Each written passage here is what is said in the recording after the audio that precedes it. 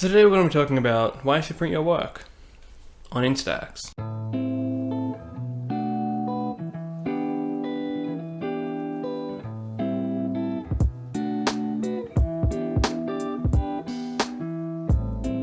So I got this idea when I saw William Eggleston's book, Polaroid SX7iii, which is a book of work that he made completely on a Polaroid SX7iii camera, and honestly the photos that come out of it are stunning, and I would recommend you have a look at it if you're interested in instant photography. But after looking at this book, it kind of inspired me to try to experiment with instant photography, and I figured a good place to start might be the INSTAX printer. So I'll start by just giving a brief intro into INSTAX film and their whole lineup, because there's 3 different ranges that they have.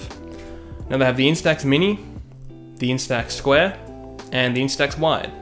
So one thing that really interested me about instant photography was that it kind of makes me think differently about my photography. For me, instant photography made me think a lot more about the subject that I was taking a photo of, because honestly there's not a ton of dynamic range with instant photography, so you really have to decide the exposure and how you're actually going to light the subject, because the backgrounds are generally not going to be very prominent in the photo you're taking. Plus, it's actually pretty small real estate in your frame, so it's also better to make sure that your subject is the biggest part of your frame. And it's also just nice to have a physical copy of your work. Now obviously it won't be the same kind of quality as you say like an inkjet printer, but honestly they're kind of different things, because you're taking this onto film and printing it out versus taking it onto like photo paper or whatever else things you like to print on, whether it's metal, or that's a whole different ballgame. Another thing that comes with buying an inkjet printer is the ginormous cost that you get, because even though the printer doesn't seem that expensive, the ink is definitely going to cost you. So when you're buying the INSTAX printer, you don't actually have to worry about ink, because if you look at a Polaroid frame, the little bottom part here is actually what stores all the developing chemicals in it, so that when it prints it out, and the same happens when you take a photo on an instant camera, is it'll actually squeeze out all of the chemicals and it'll run over the photo that you just took, and so it develops it right before your eyes. Obviously that's the whole thing with Polaroids. You can also make a game out of it. So one of the things that I decided that I wanted to actually try was thinking about taking photos for the printer. So if you're feeling uninspired, this is definitely something that can work for you. So after making a few test prints and kind of seeing how the actual chemicals react to the kind of photos that I like to take, then I decided to go out and, with the new knowledge that I'd learned from how my photos look, would go out and try to find photos that I think would look good on the printer. So generally that's ones with flat light or ones that are not too contrasty, and it was just a really fun game, and so it got me thinking differently about the kind of photos that I was taking out on the street. And lastly, it's just a really great gift idea. If you're wanting to give it someone for their birthday, it means that although they don't have to buy the film, they're probably going to be using it a lot more, because they can go out and not have to take it with them and just go take photos on their phone or whatever camera they like to have. If it's just like a little point and shoot, they can go off, have a great time, take the photos for memories, and then when they come home or the next day, they can print out all the photos that they love taking and all the memories that they have, and then they can have them in like a little book. But then also, while we're talking about gifts, you can actually give these photos out to people. You could buy this and have this as like a little gift that you can give to your clients, or if you're working, you're shooting with friends, if you're shooting portraits, then there's a few little extra steps, but the quality will be a lot nicer. You can put the photo that you've just taken from your camera through Wi-Fi onto your phone and then print it out to the printer.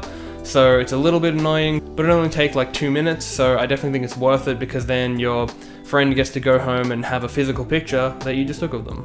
But enough of me talking, why don't we actually go into the app and I can sort of show you what you have to do to expose your photos properly and how this actually works. Okay, so now that we're in the app, I'm going to turn the printer on. I forgot to do that, so I'm just going to do that now. Cool. So you'll see that the printer is actually connected in the top part there. It'll say INSTAX and whatever numbers, how many you have left in this cartridge, and the battery of the printer, which is great to sort of see actually how much battery life you have and all that kind of stuff. But anyway, so I'll first choose my photo. We'll just scroll through down into a photo that I thought I wanted to print. And once you've selected the photo you want to take, then you'll go into the correction tab, which I normally like to boost the brightness up a little bit, just enough before it starts to get blown out. Unless sometimes there are points where you are just going to need to blow out that background, because anything white is going to be completely blown out, and generally anything black is going to be completely crushed. It's just the nature of the film, unfortunately, but it doesn't mean that you can't get great images from it. So anyway, I'm going to keep the brightness up a little bit, boost the saturation a touch because it tends to desaturate when you print out. And the contrast, I haven't played too much with because I feel like it can be a bit dangerous sometimes, as in it can make or break the photo. You can sort of do some more experimenting with that. I generally don't touch it, or if I do, I just boost it a little bit or minus it a little bit. Generally, be a bit careful with the contrast bar. So I guess I'm just gonna print now, and we'll see how it is.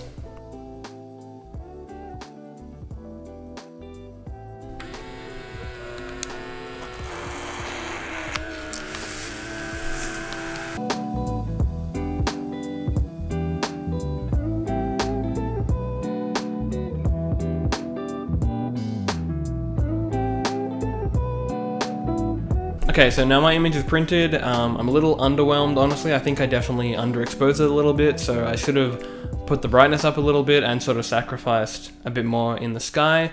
But in saying that, it's not the end of the world. I could definitely make another print, and I might end up doing so, but for these purposes, I guess, sometimes you're going to do a bit of trial and error, and it's definitely worth just sort of printing an extra shot, or maybe two, just to make sure you get that one right print. But now that I've got my print, I definitely want to be putting it somewhere safe, unless I'm going to be giving it to them. But generally, if you're going to be buying this yourself, then you're probably going to want something like an album, or something a bit like this. This is a photo album that I got off eBay for like $8. It's a really great sort of place to just keep all your stuff. I'm sure you've seen a photo album before. Nothing new, but it just keeps all of your Polaroid minis, sorry, Instax minis. And it's a great little book to just sort of keep around, and you can buy a few of them. And if you're looking into getting the square format, then there's a square printer that you can buy, and you can buy a separate book like this for the square printer. So before I wrap this up, I definitely just want to give you a few reasons, because there's one question you might still be asking, and that's, why should I buy this over buying an actual Instax mini camera? And I've got a few points to offer you. So number one, with the printer, you can choose the photos you print. And that gives you the freedom to take a few photos and then print them later, or you can still print them on the spot. It'll just take an extra minute or so to go through those steps that I talked about earlier. And number two, you get full exposure control over your image. When you're taking the photo itself, probably doing it on like a DSLR, or even if you're doing it on your phone for memories, you still have a lot more control over how the image looks. And then being able to print it out later, you have secondary controls in the editing and the correction inside the app. Versus if you were going to be using an Instax mini camera, I think there's like 3 modes in like a daylight, a cloudy, and a indoor or incandescent mode, or whatever it's called. And lastly, it's portable. In fact, it's more portable than having an Instax camera, because it's way smaller. As you can see, it's pretty small compared to my head. I do have a big head, but still, doesn't matter. And it means you can take it on any shoot that you go. So you can take it on portrait shoots, you can take it on family shoots, and even if you're just on holiday, then you can take photos and then give it out to people that you meet.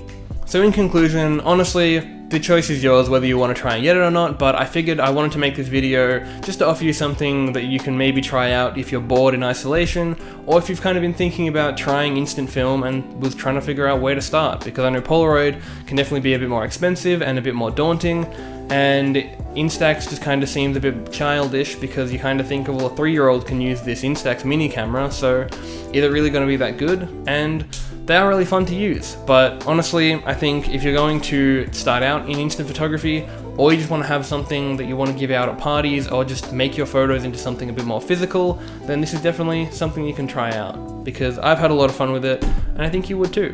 So thank you for watching, and thank you for spending time with me. If you want to see more of my work, you can follow me on Twitter and Instagram @MigMedia, and hope to see you again soon.